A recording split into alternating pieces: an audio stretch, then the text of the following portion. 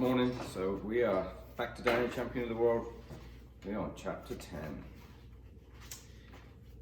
As soon as the doctor had driven away from the filling station, I went into the office and got out the sign that said, "Sorry, closed." I hung it on one of the pumps, then I headed straight for the caravan. I was too tired to undress. I didn't even take off my dirty old sneakers. I just flopped down on the bunk and went to sleep. The time was 5 minutes past 8 in the morning. More than 10 hours later, at 6:30 in the evening, I was woken by the ambulance men bringing my father back from the hospital. They carried him into the caravan and laid him on the lower bunk. "Hello, Dad," I said. "Hello, Danny. How are you feeling?" "A bit woozy," he said, and he dozed off almost immediately. As the ambulance men drove away, Doc Spencer arrived and went into the caravan to take a look at the patient. "He'll sleep until tomorrow morning," he said. "Then he'll wake up feeling fine." I followed the doctor out to his car.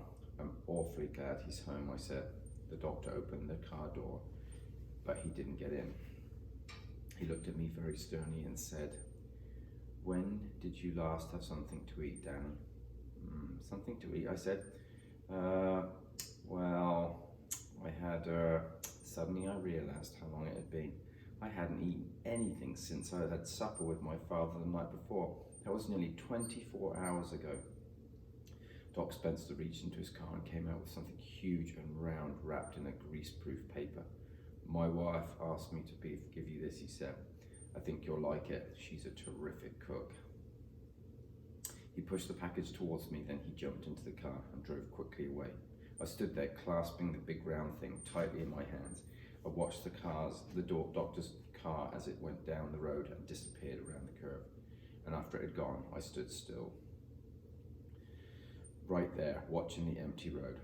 After a while, I turned and walked back to the steps in the caravan with my precious parcel. I placed it in the center of the table, but I didn't unwrap it. My father lay on the bunk in a deep, deep sleep. He was wearing hospital pajamas. They had brown and blue stripes. I went over and gently pulled back the blanket to see what they'd done to him. Hard white plaster covered his lower part of his leg and the whole of his foot, except for his toes. There was a funny little iron thing sticking out below his foot, presumably for him to walk on. I covered him up again and returned to the table. Very carefully, I now began to unwrap the greaseproof paper from around the doctor's present. And when I had finished, I saw the most enormous and beautiful pie in the world. It was covered all over top, sides, and bottom with rich golden pastry. I took a knife from beside the sink and cut out a wedge. I started to eat it in my fingers. Standing up, it was cold meat pie. The meat was pink and tender, with no fat or gristle in it, and there were some hard-boiled eggs buried like treasures in several different places. The taste was absolutely fabulous. When I had finished the first slice, I cut another and ate that too. God bless Doc Spencer, I thought. God bless Mrs. Spencer as well. The next morning, a Monday, my father was up at it at 6 o'clock. "I feel great," he said. He started hobbling around the caravan to test his leg. "It hardly hurts at all," he cried. "I can walk you to school." "No," I said, "no. I never missed one yet, Danny." "It's 2 miles each way," I said. "Don't do it, Dad, please." So that day, I went to school alone, but he insisted on coming with me the next day. Couldn't stop him. He had put a woolen sock over his plaster foot to keep his toes warm. There was a hole in the underneath of the sock so that the metal thing would poke through. He walked a bit stiff-legged, but he moved as fast as ever. The metal thing went click on the road, and each time he put it down. And so life in the filling station returned to normal. Well, anyway, nearly to normal. I say nearly because things were definitely not quite the same as they had been before. The difference lay in my father. A change had come over him. It wasn't a big change, but it was enough to make him certain that something was worrying him a lot. He would brood a good deal, and there would be silences between us, especially at supper time. Now and again, I would see him standing alone, very still out in front of the filling station, gazing up the road in the direction of Hazel's Wood. Many times I wanted to ask him what the trouble was, and had done so. I'm sure he would never have told me. At once, in any event, I knew that sooner or later I would hear all about it. I hadn't long to wait. About 10 days after his return from hospital, the two of us were sitting out at the platform of the caravan, watching the sun go down behind the big trees on the top of the hill across the valley. We had had our supper, but it wasn't my bedtime yet. The September evening was warm and beautiful and very still. You know what makes me so hopping mad, he said to me all of a sudden? I get up in the mornings feeling very good. Then about 9 o'clock every single day of the week, that huge silver Rolls Royce comes swishing past the filling station, and I see that great big bloated face of Mr. Victor Hazel behind the wheel. I always see it. I can't help it. And he passes by. He always turns his head in my direction and looks at me. But it's the way he looks at me that is so infuriating. There is a sneer under his nose and a smug little smirk around his mouth. And although I only see him for 3 seconds, it makes me madder than mackerel. What's more, I stay mad for the rest of the day. I don't blame you, I said. A silence fell between us. I waited to see what was coming next. I'll tell you something interesting, he said at last. The shooting season for pheasants starts on Saturday. Did you know that? No, Dad, I didn't. It always starts on the 1st of October, he said, and every year Mr. Hazel celebrates the occasion by giving a grand opening day shooting party.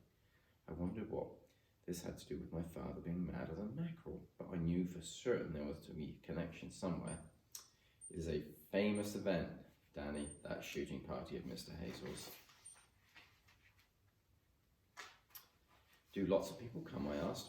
Hundreds, he said. They come from around, miles and miles around.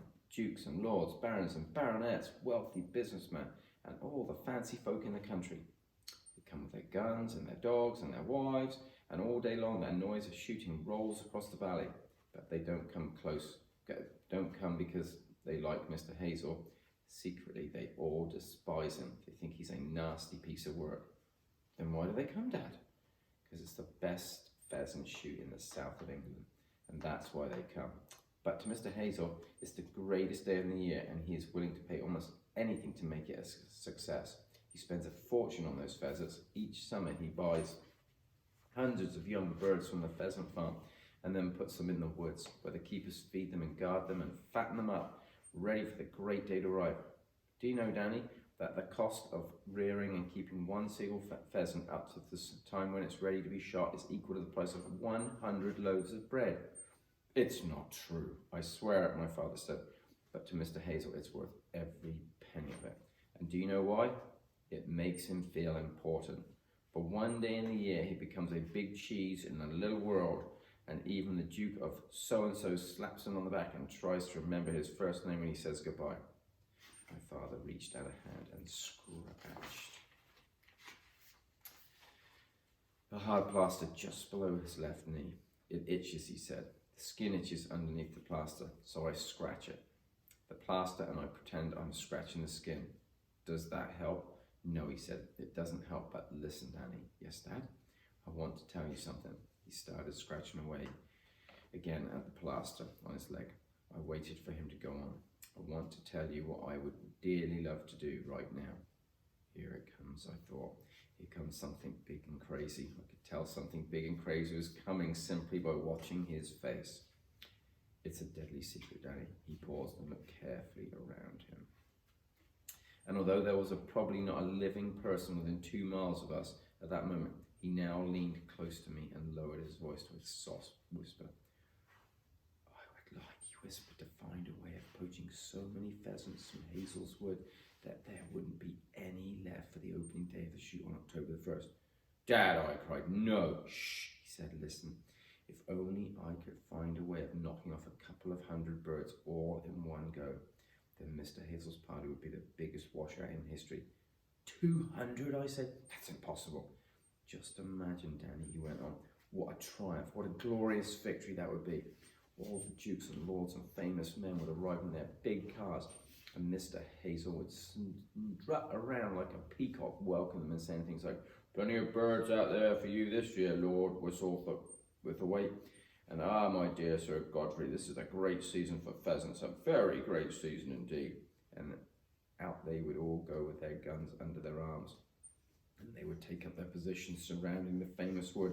And inside the wood, a whole army of hired beaters would start shouting and yelling and bashing away under the undergrowth to drive the pheasants out of the woods towards the waiting guns, and lo and behold, there wouldn't be a single pheasant to be found anywhere.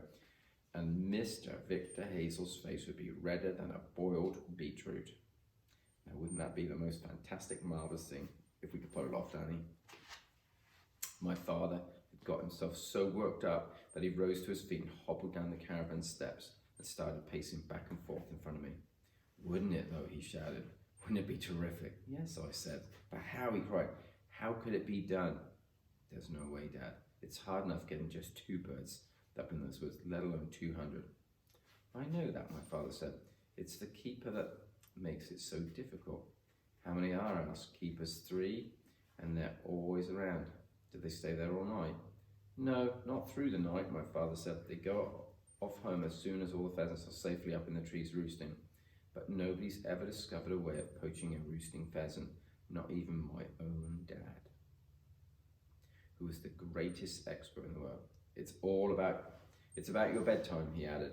Off you go, and I'll come in and tell you a story. And that is the end of chapter 10.